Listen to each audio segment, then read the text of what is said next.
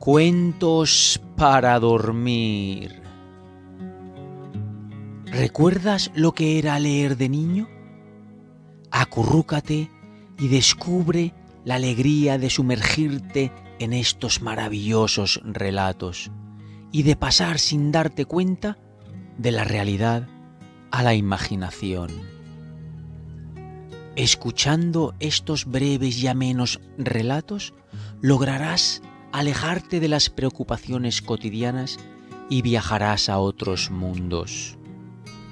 Deja que estas historias te arrastren, que el ritmo de las frases te arrulle y que el sutil encanto de las fábulas te devuelva la paz al final del día.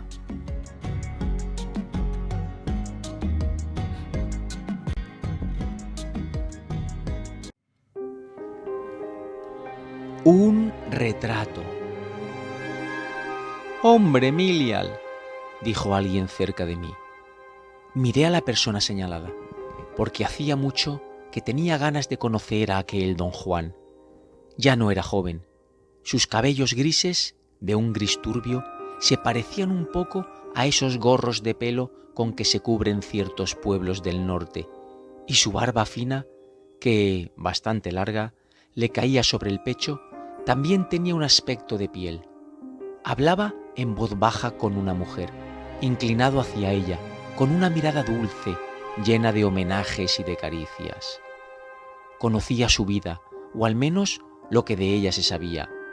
Había sido amado hasta la locura varias veces. Se hablaba de él como de un hombre muy seductor, casi irresistible.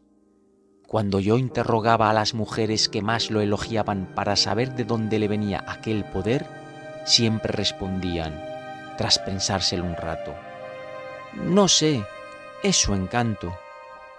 Desde luego, no era guapo. No tenía nada de las elegancias de que suponemos dotados a los conquistadores de corazones femeninos. Muy interesado, me preguntaba dónde estaba oculta su seducción. ¿En su ingenio? Nunca me habían citado frases suyas y ni siquiera alabado su inteligencia. ¿En la mirada? Quizá.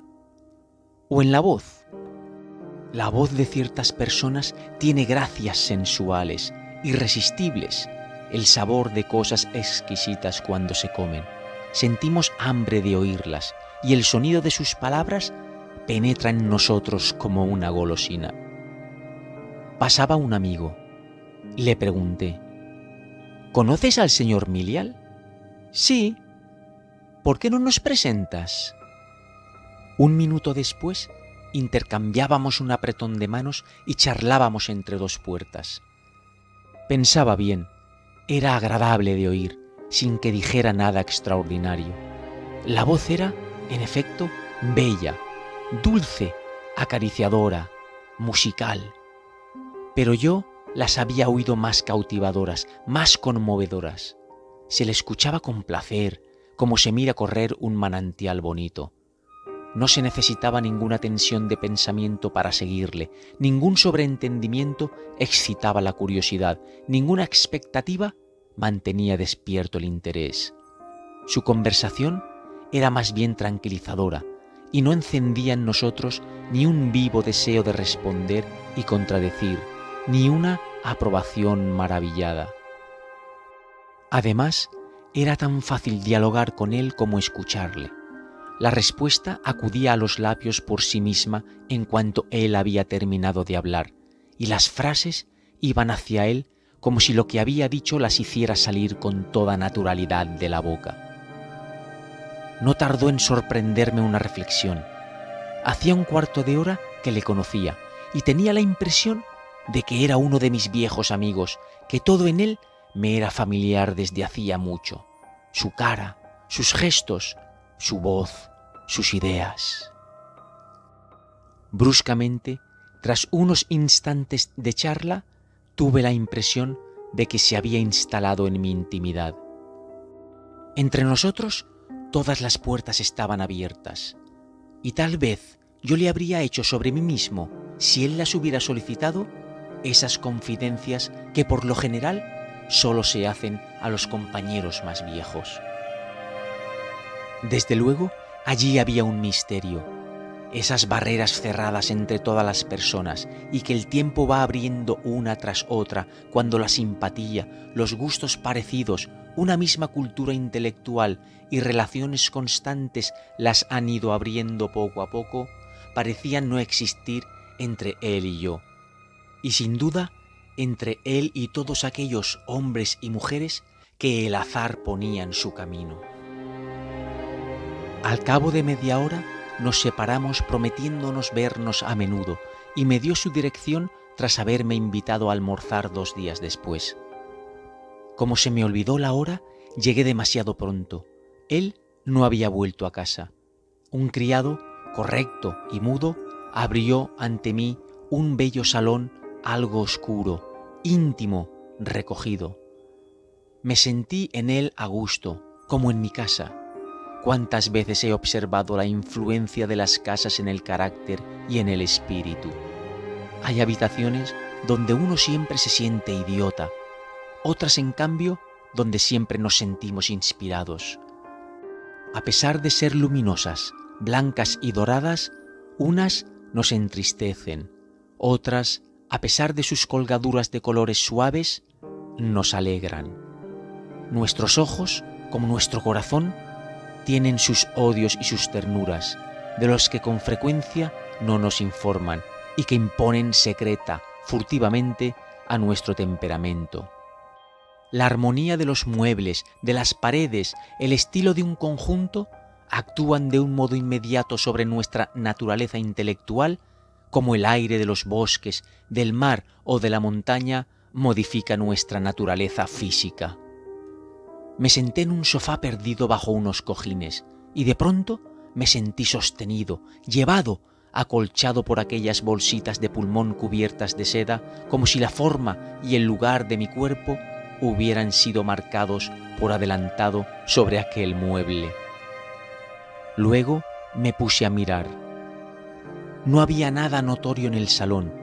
En todas partes bellas cosas modestas, muebles sencillos y poco vistos, unas cortinas de oriente que no parecían proceder del Louvre, sino del interior de un harén, y frente a mí, un retrato de una mujer. Era un retrato de tamaño medio, de la cabeza y mitad superior del cuerpo, y las manos que sujetaban un libro. Era una mujer joven, sin nada en la cabeza, peinada con bandós lisos, sonriendo con cierta tristeza. Por no llevar nada en la cabeza o por la impresión de su porte tan natural, nunca un retrato de mujer me pareció tan en su ambiente como aquel, en aquella casa.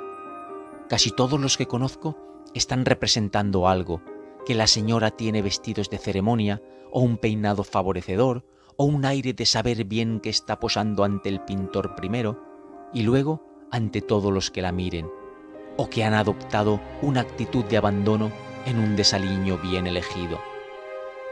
Unas están en pie, majestuosas en la plenitud de su belleza, con una expresión de altivez que no fueron capaces de mantener mucho tiempo en su vida ordinaria.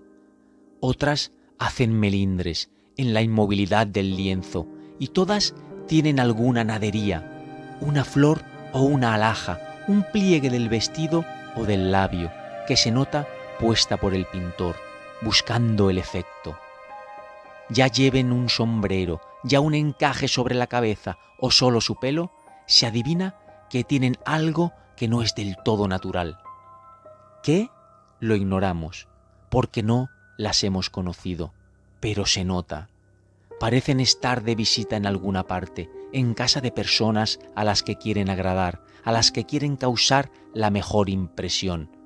Han estudiado su actitud, tanto la modesta como la altiva. ¿Qué decir de aquella? Estaba en su casa, y sola. Sí, estaba sola porque sonreía como sonríe cuando se piensa en soledad en algo triste y dulce, y no como se sonríe cuando una es mirada. Estaba tan sola y en su casa que hacía el vacío en todo aquel aposento, el vacío absoluto. Ella lo habitaba, lo llenaba, lo animaba sola.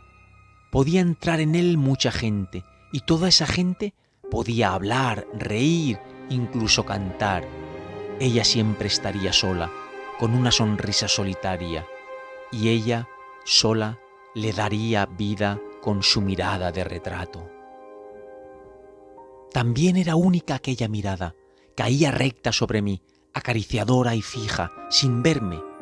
Todos los retratos saben que son contemplados y responden con los ojos, con unos ojos que ven, que piensan, que nos siguen, sin abandonarnos, desde nuestra entrada hasta nuestra salida del aposento que habitan. Aquel no me veía, no veía nada, aunque su mirada estuviera clavada fijamente en mí. Recordé el sorprendente verso de Baudelaire: y tus ojos atrayentes como los de un retrato. Me atraían, en efecto, de una forma irresistible, lanzaban en mi interior una turbación extraña, poderosa, nueva, aquellos ojos pintados que habían vivido o que quizá vivían todavía. ¡Oh! ¡Qué encanto infinito y debilitador como una brisa que pasa, seductor como un cielo moribundo de crepúsculo lila, rosa y azul, y un poco melancólico como la noche que llega después, salía de aquel cuadro sombrío y de aquellos ojos impenetrables. Aquellos ojos creados por unas cuantas pinceladas, ocultaban en ellos el misterio de lo que parece ser y no existe, de lo que puede surgir en una mirada de mujer, de lo que hace germinar el amor en nosotros. Se abrió la puerta. Entraba el señor Myriel. Se disculpó por haberse retrasado. Yo me disculpé por haberme adelantado. Luego le dije: ¿es indiscreto preguntarle quién es esta mujer? Y él respondió: es mi madre, que murió muy joven. Y entonces comprendí de dónde provenía la inexplicable seducción de aquel hombre.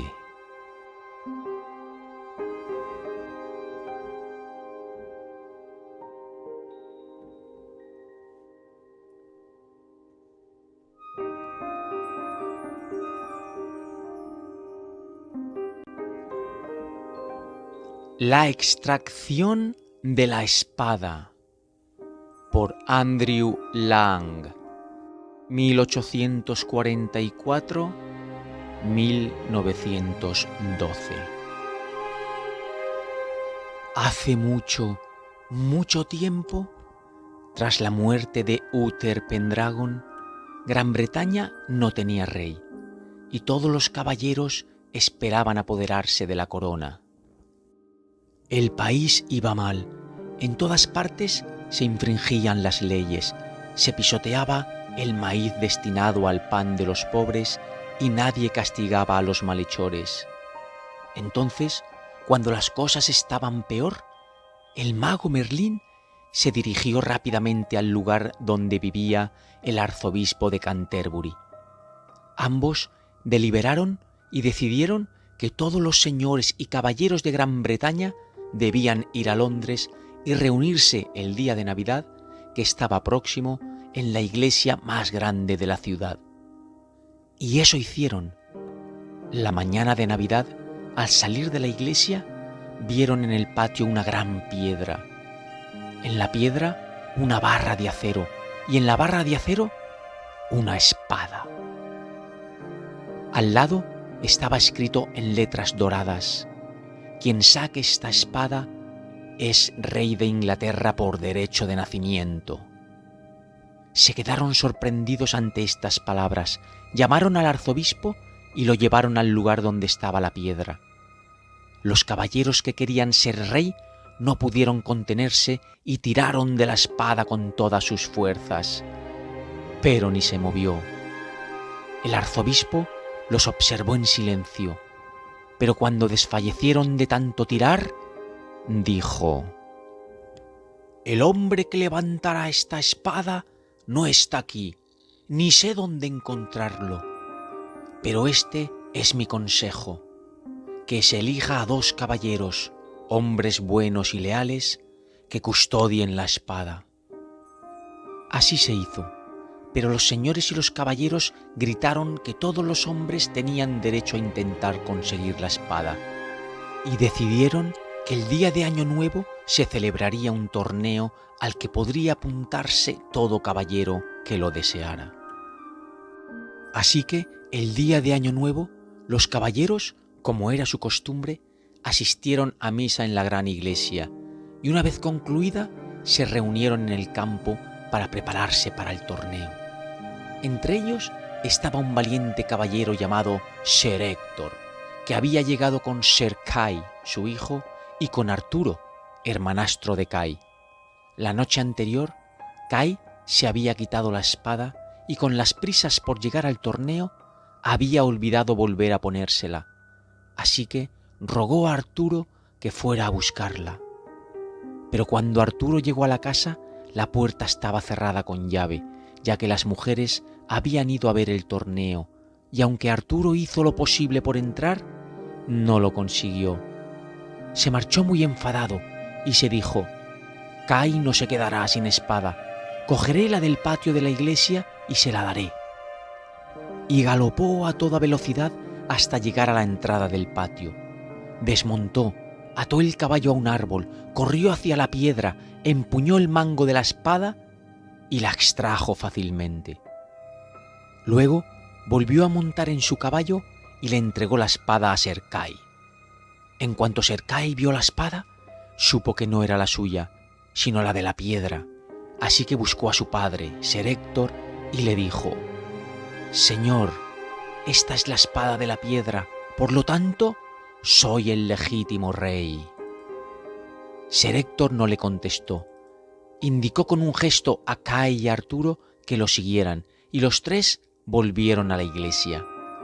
Dejaron los caballos fuera, entraron en la iglesia, y allí Ser Héctor cogió un libro sagrado y le pidió a Ser Kay, su hijo, que dijera bajo juramento cómo había conseguido aquella espada. «Me la ha dado mi hermano Arturo», le contestó Ser Kay. «¿Cómo la habéis conseguido?», le preguntó Ser Héctor a Arturo. «Señor», le contestó Arturo, «cuando volví a casa a buscar la espada de mi hermano, no había nadie que pudiera entregármela. Como no podía quedarse sin espada, pensé en la que estaba clavada en la piedra y la saqué». «¿Estaba presente algún caballero cuando la sacasteis?», le preguntó Ser Héctor. «No, ninguno», le contestó Arturo. «Entonces, el legítimo rey de este país sois vos», le dijo Ser Héctor. «Pero, ¿por qué soy el rey?», le preguntó Arturo. «Porque es una espada encantada», le contestó Ser Héctor, «y solo podía extraerla el legítimo rey.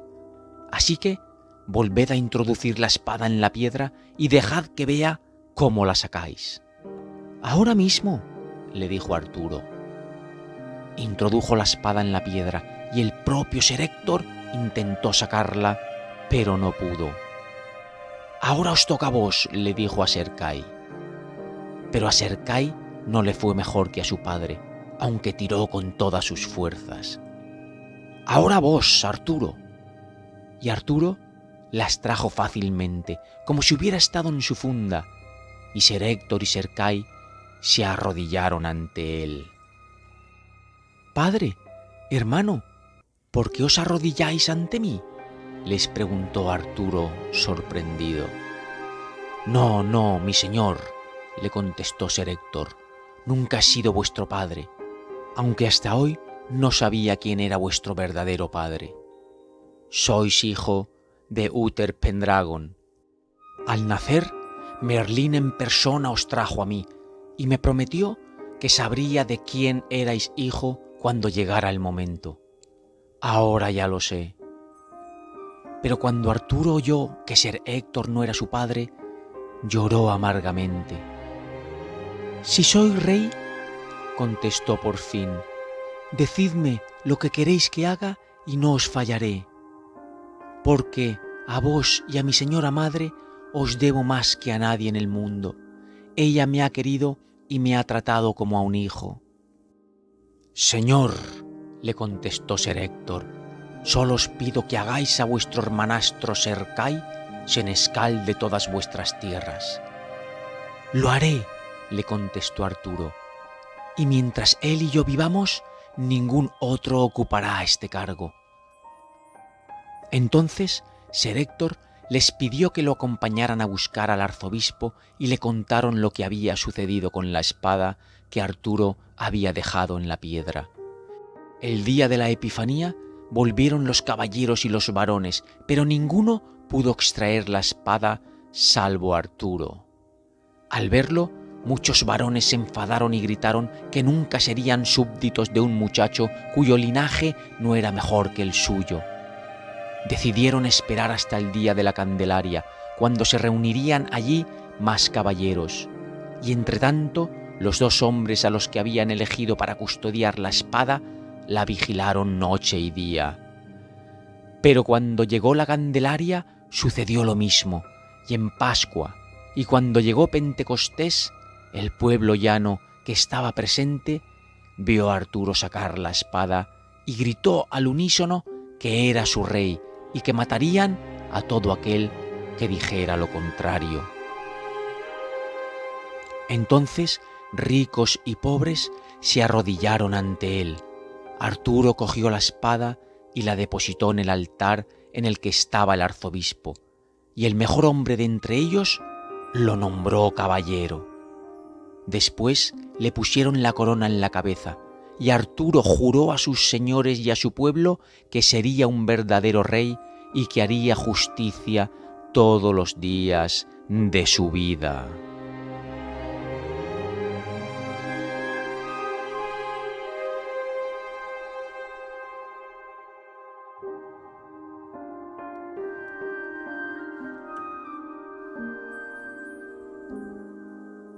Extracto de Alicia en el País de las Maravillas, por Lewis Carroll, 1832-1898. «Oh, si vieras qué sueño más curioso he tenido», dijo Alicia, y le contó a su hermana todo lo que pudo recordar de las extrañas aventuras que acabáis de leer. Al concluir el relato, su hermana le dio un beso y dijo: «Realmente, cariño, ha sido un sueño curioso, pero ahora merienda, se hace tarde». Y Alicia se levantó y echó a correr, pensando mientras corría en lo maravilloso que había sido su sueño. Pero su hermana se quedó sentada, tal como Alicia la había dejado. Con la cabeza reclinada sobre una mano, contemplaba la puesta de sol y pensaba en la pequeña Alicia y en todas sus maravillosas aventuras, hasta que también ella empezó a soñar a su manera, y este fue el sueño que tuvo. Primero soñó con Alicia. Una vez más, las pequeñitas manos estrechaban sus rodillas y los ojos ansiosos y brillantes miraban hacia arriba los suyos. Podía oír perfectamente el tono de su voz y ver el raro y súbito movimiento de su cabeza para apartar el errabundo cabello que siempre se le estaba cayendo encima de los ojos. Y mientras así escuchaba, o creía escuchar, todo el espacio a su alrededor cobró vida con las extrañas criaturas del sueño de su hermanita. A sus pies susurraba la alta hierba, en tanto que el conejo blanco la recorría apresurado. El ratón, aterrado, cruzó chapoteando el charco próximo. Podía oírse el tintineo de las tazas de té, mientras la liebre de marzo y sus amigos compartían su merienda infinita, y la voz chillona de la reina que ordenaba la ejecución de sus míseros invitados. Una vez más, el niño cerdito estornudaba sobre las rodillas de la duquesa, mientras se estrellaban a su alrededor platos y fuentes. Una vez más, los graznidos del grifo, el chirrido del lápiz sobre la pizarra de la lagartija y los ahogos de los conejillos de Indias, al ser sofocados, colmaban el aire y se entremezclaban con los sollozos distantes de la desdichada falsa tortuga. Sentada, con los ojos cerrados, la muchacha casi se creía en el país de las maravillas, aunque supiera que con solo abrir de nuevo los ojos, todo recobraría su insípida realidad. La hierba susurraría movida simplemente por el viento, y al estanque lo agitaría el ondular de los juncos. El tintineo de las tazas de té sería el tilín de las campanillas de las ovejas, y los chillidos de la reina se trocarían en la voz del joven pastor. Los estornudos del niño, el graznido del grifo y todos los demás ruidos extraños, lo sabía, se transformarían en el confuso clamor del corral de la tareada granja, en tanto que el mugido del ganado sustituiría en la distancia a los opresivos sollozos de la falsa tortuga. Por último, imaginó a esa misma hermanita en el futuro, convertida en una mujer. Conservaría, a través de sus años adultos, el corazón simple y afectivo de la niñez. Congregaría a otros niños a su alrededor y a ellos también les brillarían los ojos al escuchar muchas extrañas historias de sus labios. Tal vez incluso este mismo sueño del país de las maravillas, quién sabe. Y compartiría las penas y los juegos sencillos de los pequeñuelos al recordar su propia infancia y los felices días del verano.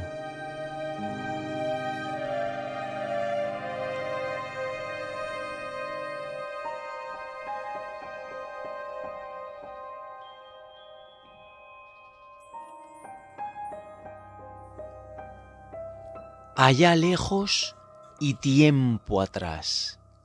Extracto por W. H. Hudson. Argentina, 1841, Londres, 1922. ¿Y qué quería yo? ¿Qué pedía? Si en aquel momento me lo hubieran preguntado y si hubiera sido capaz de expresar lo que sentía, habría contestado: solo quiero quedarme como estoy. Levantarme cada mañana y contemplar el cielo y la tierra cubierta de hierba, húmeda por el rocío, día tras día y año tras año. Buscar la primavera cada junio y julio, sentir la sorpresa y el placer de siempre ante las flores que conozco, los insectos que acaban de nacer, los pájaros que vuelven de nuevo del norte. Escuchar extasiado las notas agrestes del chorlito dorado que viene una vez más a la gran llanura volando, volando hacia el sur, en bandadas que se suceden durante todo el día. ¡Oh, los hermosos graznidos agrestes del chorlito dorado! Podría exclamar con Hafiz, cambiando solo una palabra: si después de 1000 años este sonido flotara sobre mi tumba, mis huesos se levantarían de alegría y bailarían en el sepulcro. Subir a los árboles, apoyar la mano en el nido profundo del vienteveo y sentir los huevos calientes, los 5 huevos puntiagudos de color crema con manchas y salpicaduras de chocolate en la parte más gruesa. Tumbarme en la hierba de la orilla, con el agua azul entre los altos juncos, y yo a escuchar los misteriosos sonidos del viento y de codornices, gallaretas y carraos ocultos conversando entre sí en extraños tonos que parecen humanos.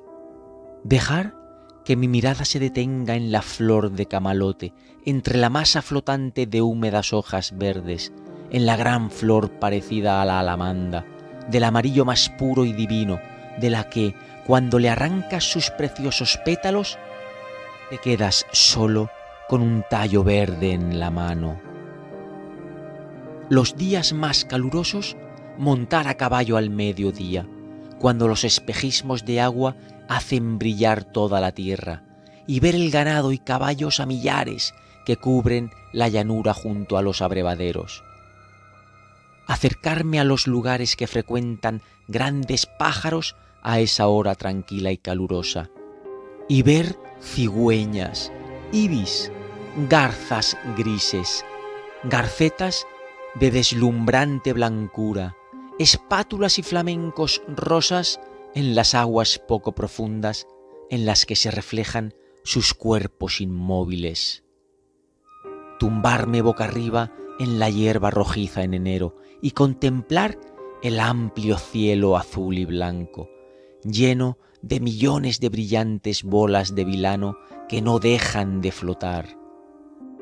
Mirar y mirar hasta que para mí son seres vivos, y yo, extasiado, floto con ellos en ese inmenso y brillante vacío.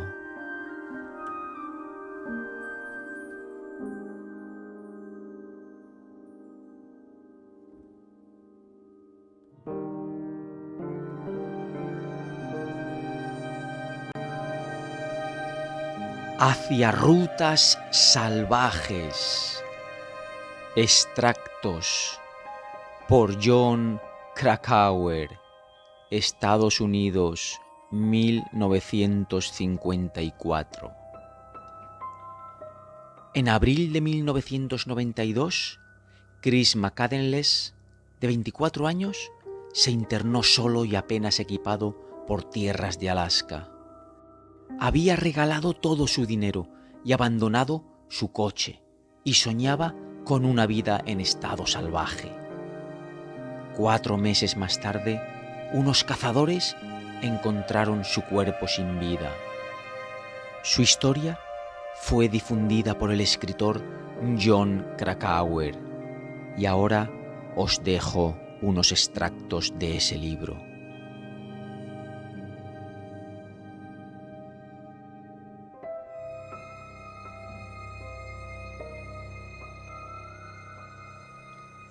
Extracto 1. Por fin se había liberado de las ataduras, emancipado del mundo opresivo formado por sus padres y los que eran iguales que ellos. Un mundo hecho de abstracciones, seguridad y bienestar material. Un mundo en el que sentía como una dolorosa amputación la ausencia del latir puro y salvaje de la existencia. Al escapar de Atlanta y dirigirse hacia el oeste, pretendía inventarse una vida radicalmente nueva, una vida en la que sería libre y podría sumirse en una experiencia desprovista de filtros. Para simbolizar la completa ruptura con su vida anterior, llegó incluso a adoptar una nueva identidad. Ya no respondería al nombre de Chris McCandless, sino que iba a ser Alexander Supertramp, dueño de su propio destino.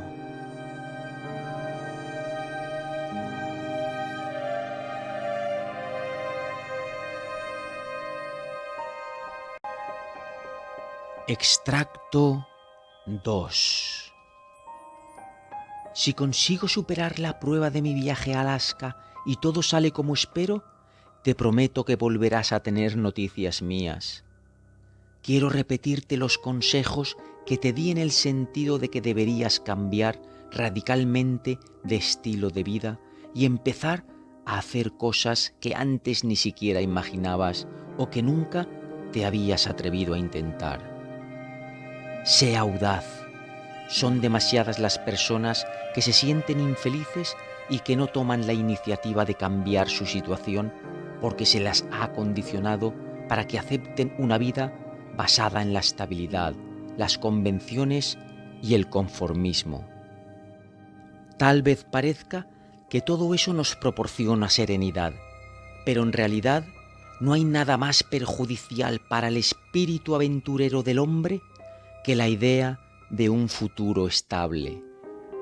El núcleo esencial del alma humana es la pasión por la aventura. La dicha de vivir proviene de nuestros encuentros con experiencias nuevas y de ahí que no haya mayor dicha que vivir con unos horizontes que cambian sin cesar, con un sol que es nuevo y distinto cada día. Si quieres obtener más de la vida, Ron, debes renunciar a una existencia segura y monótona. Debes adoptar un estilo de vida donde todo sea provisional y no haya orden, algo que al principio te parecerá enloquecedor. Sin embargo, una vez que te hayas acostumbrado, comprenderás el sentido de una vida semejante y apreciarás su extraordinaria belleza. No eches raíces, no te establezcas, cambia a menudo de lugar, lleva una vida nómada, renueva cada día tus expectativas. No necesitas tener a alguien contigo para traer una nueva luz a tu vida. Está ahí fuera, sencillamente, esperando que la agarres, y todo lo que tienes que hacer es el gesto de alcanzarla. Tu único enemigo eres tú mismo y esa terquedad que te impide cambiar las circunstancias en que vives. No lo pienses dos veces, no intentes encontrar justificaciones para aplazarlo. Solo tienes que salir y hacerlo, así de simple. Sentirás una gran alegría por haber emprendido un nuevo camino. Cuídate, Ron.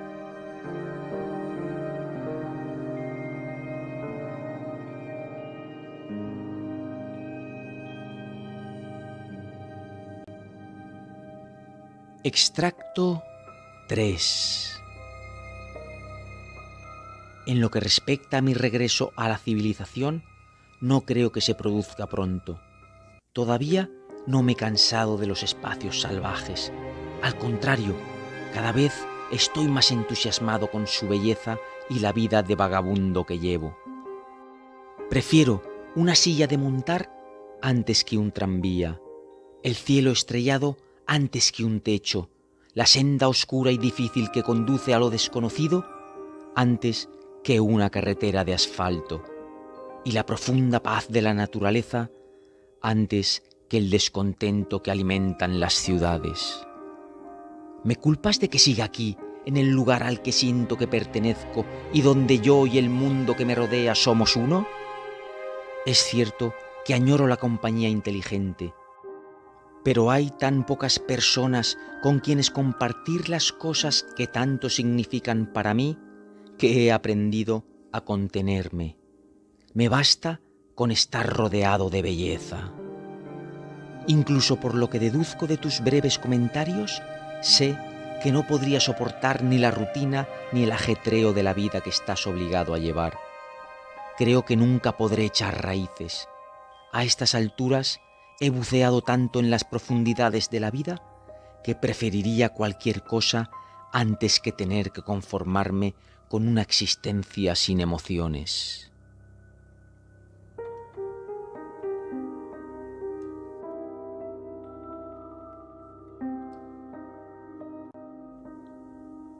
Extracto 4. Cada vez estoy más seguro de que siempre seré un caminante solitario que vaga por tierras salvajes. Dios mío, cómo me atrae el camino que tengo ante mis ojos. No puedes entender la irresistible fascinación que ejerce sobre mí. Después de todo, la mejor senda es la más solitaria. Jamás dejaré mi vida itinerante, y cuando llegue mi hora, encontraré el lugar más agreste, solitario y desolado que exista.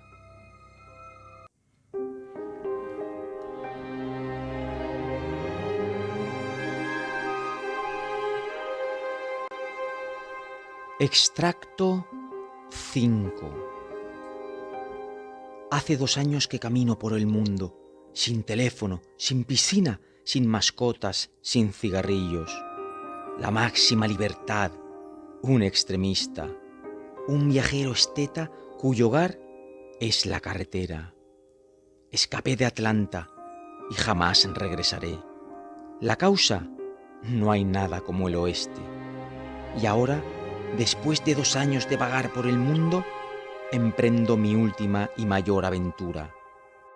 La batalla decisiva para destruir mi falso yo interior y culminar victoriosamente mi revolución espiritual.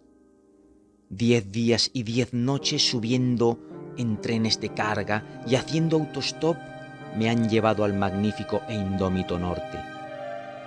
Huyo del veneno de la civilización y camino solo a través del monte para perderme en una tierra salvaje.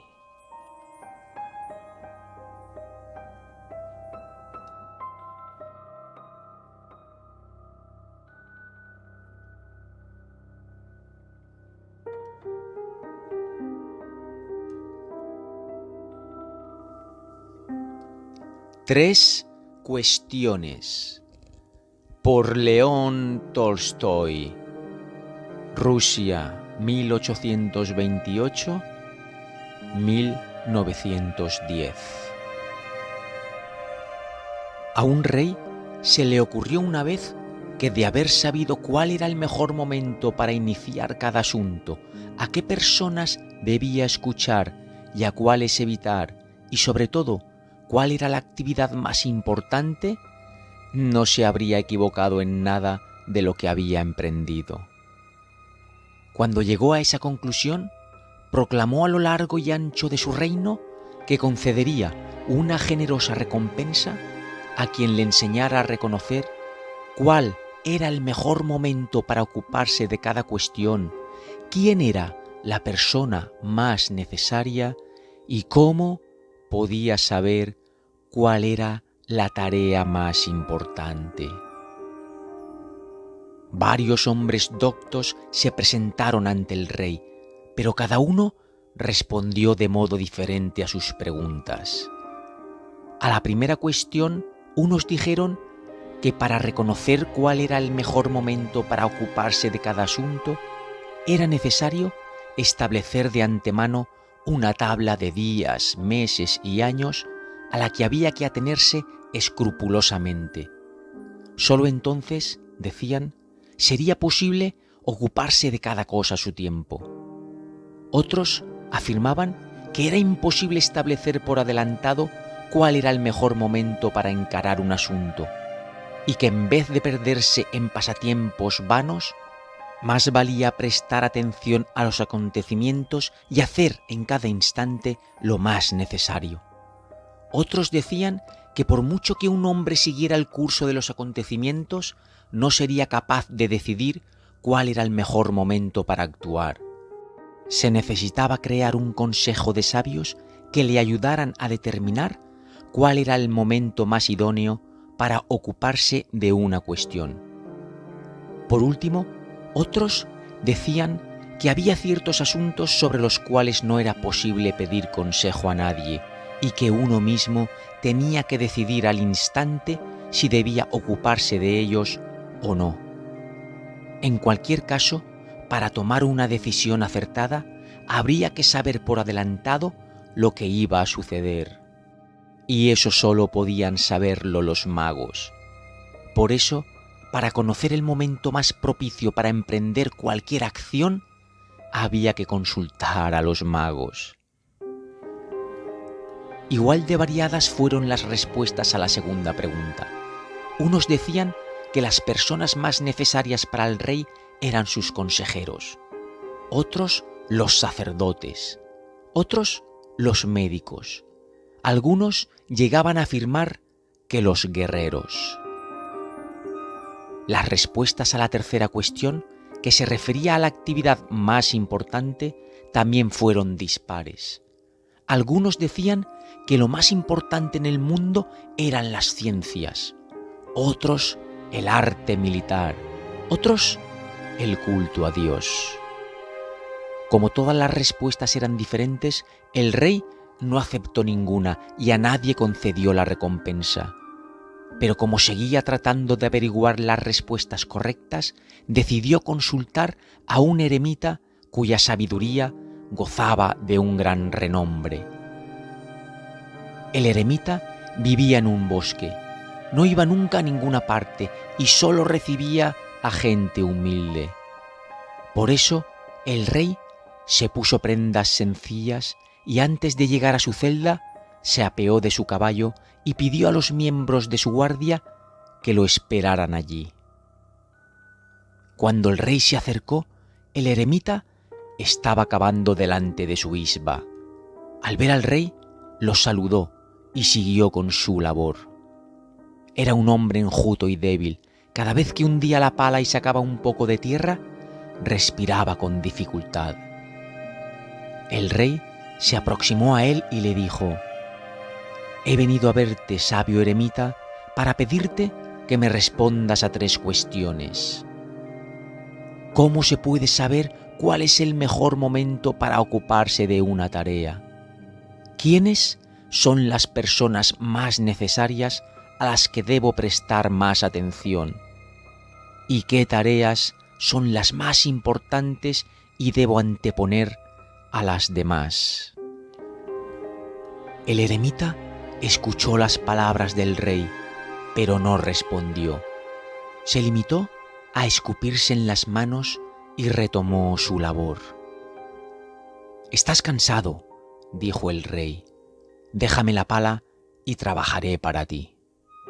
«Gracias», dijo el eremita, y tras entregarle la pala, se sentó en el suelo. Después de cavar 2 parterres, el rey se detuvo y repitió sus preguntas. Por toda respuesta, el eremita se levantó y extendió la mano hacia la pala. «Ahora descansa tú y yo trabajaré», dijo. Pero el rey no le dio la pala y siguió cavando. Pasó 1 hora y luego otra. El sol empezó a ponerse detrás de los árboles. Entonces el rey clavó la pala en el suelo y dijo: «He venido a verte, hombre sabio, para que ofrezcas respuestas a mis preguntas. Si no puedes hacerlo, dímelo y me iré a mi casa». «Mira, alguien viene corriendo hacia aquí», dijo el eremita. «Veamos de quién se trata». El rey se volvió y vio que un hombre con barba había salido corriendo del bosque. Ese hombre se sujetaba el vientre con las manos, del que salía sangre a borbotones. Cuando llegó hasta el rey, el hombre cayó al suelo y con los ojos en blanco emitió un débil gemido. El rey, con la ayuda del eremita, abrió la ropa del hombre, que tenía una profunda herida en el vientre. El rey la lavó lo mejor que pudo y la vendó con su pañuelo y con un trapo del eremita. Pero la sangre seguía manando. El rey retiró una y otra vez la venda empapada en sangre caliente, lavó la herida y volvió a vendarla.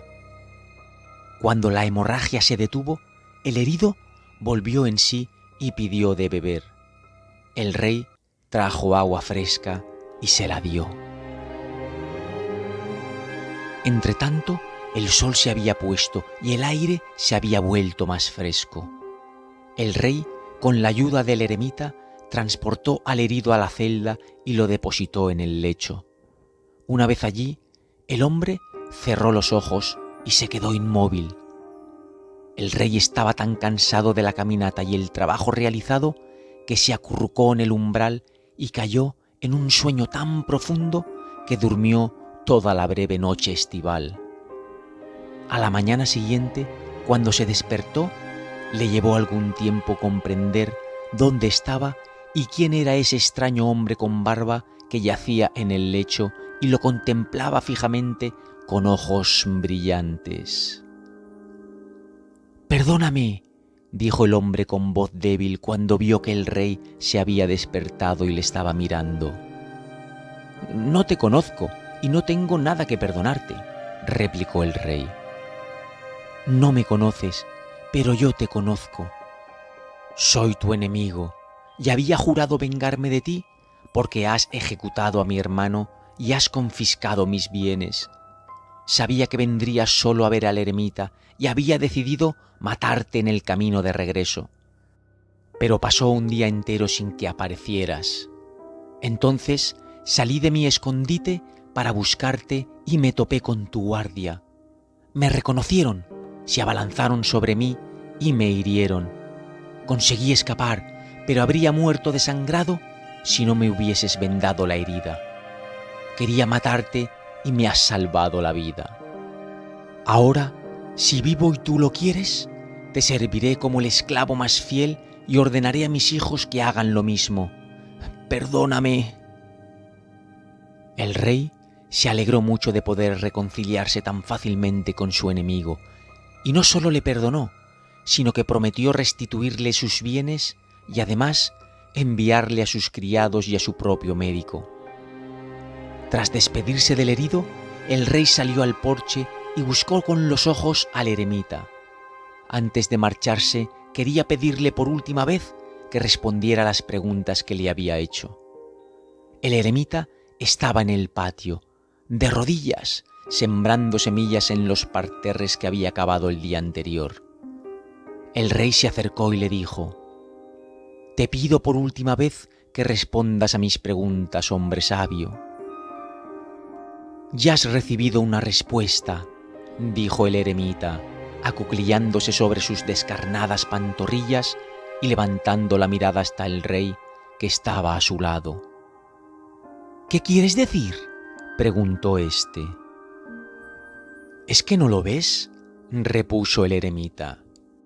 «Si ayer no hubieses tenido compasión de mi debilidad y en vez de cavar estos parterres hubieras regresado, ese hombre te habría atacado y tú te habrías arrepentido de no haberte quedado conmigo. Así que el momento más importante para ti ha sido cuando has cavado los parterres. El hombre más importante he sido yo, y lo más importante, hacerme un favor. Luego, cuando ese hombre llegó corriendo, el momento más importante ha sido cuando le has prestado ayuda, porque si no le hubieses vendado la herida, habría muerto sin reconciliarse contigo. Por tanto, el hombre más importante era él, y lo que has hecho por él, lo más importante. Recuerda, pues, que solo hay un momento importante, el ahora. Es el más importante porque es el único en el que podemos disponer de nosotros mismos. El hombre más necesario es aquel con el que tratas en un momento dado, porque nadie puede saber si podrás tratar con algún otro. Y la cosa más importante es hacer el bien, porque es el único motivo por el que al hombre se le ha concedido la vida».